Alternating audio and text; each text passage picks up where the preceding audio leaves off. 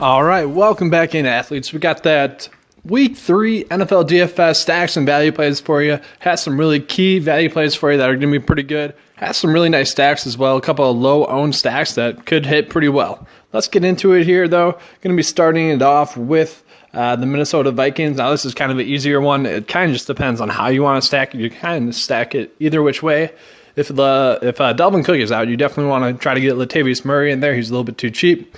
And then maybe even Kyle Rudolph wouldn't be a bad option. The Bills are just a team that you want to attack. But right now I'm going to go with Cousins, Diggs, and Thielen. That could actually be a 70-point stack for you, maybe even more. The Carolina Panthers are the next one. And that's just, this one is because they're too cheap. You look at Cam Newton, he's 6K. He'll probably get you 20 DK points. Look at Devin Funchess. He's only 5K. He'll probably get you 3X at that price. And then you got Ian Thomas, who's just a nice tournament play going against the Cincinnati Bengals that have given up a ton of points against the tight ends. They're bottom 5 against the tight ends so far, so that's pretty good. The Jacksonville Jaguars, now this is another team that I want to attack. Blake Bortles, if Leonard Fournette is out, we know Blake Bortles, he's a good player to target. You got Keelan Cole and D.D. Westbrook going against the Tennessee Titans, who haven't been that good against receivers. They've given up 47 points per game to receivers, so that's kind of something that we want to attack.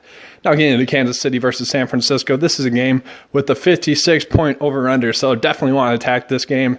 You could go with Travis Kelce and Tyreek Hill, then Patrick Mahomes. Now that's a stack that I do like. Like I said, I'm going to keep stacking Patrick Mahomes and Tyreek Hill until it fails me. Then you can run it back with someone like Goodwin. You got the two fastest guys in the NFL going up against each other in Tyreek Hill and Chris Goodwin. Chris Goodwin, my bad. Marquise Goodwin. And then you got George Kittle. The Kansas City Chiefs, they're bottom 5 in every single position. So the running back, they're bottom 5, tight end bottom 5, quarterback bottom 5, and receiver bottom 5. So you can really attack this team. And, the over-under so high, Vegas thinks it's going to be a high-scoring game as well. So do we. So you definitely want to try to stack that game as much as you can. And then get into the Dallas Cowboys. Now, Dak Prescott, he's 5.1K going against the Seattle Seahawks, who have given up 39 points against the receivers, and that's going up against Denver, who's, they have a good receiving core, and then Chicago, who doesn't really have the best receiving core, so I do like that option. It's just trying to figure out who you should be stacking it with. You can maybe even go with Zeke. Hopefully he gets a couple catches out of the backfield. You go with Deontay here, or you go with Allen Hurns. Really not bad options. They're all too cheap. If you want to go with Cole Beasley, I wouldn't really blame you there. But those are all some pretty decent stacking options. I'm going to post a video of me breaking down my GPP lineups on the Patreon page. But let's get into the value plays here. Touched on the value plays last week. They were really good. Gave you Corey Clement last week. Gave you Matt Breida and Alfred Morris. As one of those two would go off, it turned out being Alfred Morris, or it turned out being Matt Breida.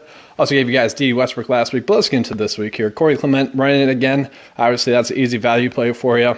You're looking at J.J. most likely being out, and you got Darren Sproles most likely out, so I do like that.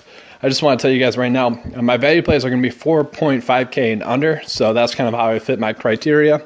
I already touched on Ian Thomas. Tyler Boyd, now he's a guy that saw over 10 targets last week, and he also scored 21 DK points. Now, normally, DraftKings will raise that price up to at least 4.5K. He is still under 4K. This is a nice, solid value play for you. I already touched on the Dallas Cowboys as well. It's just, you can't really pass that up. Someone's going to go off in this game. Just trying to figure out which one it is. I really like Kamar Aiken as a nice, solid value play as well. You look at what he did last week. He had 8.9 points. And now he's going to be starting. He's going to be the receiver number 2 in that offense. I do not think Jordan Matthews is going to get that much playing time this week. If he does, that's something we certainly have to monitor. But right now, I really like Kamar Aiken. He might even be a cash lock for me right now.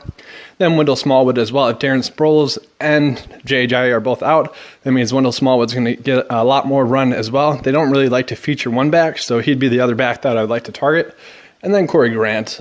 Now, if Fournette or Yeldon are out, Corey Grant's going to be the next running back that gets some touches.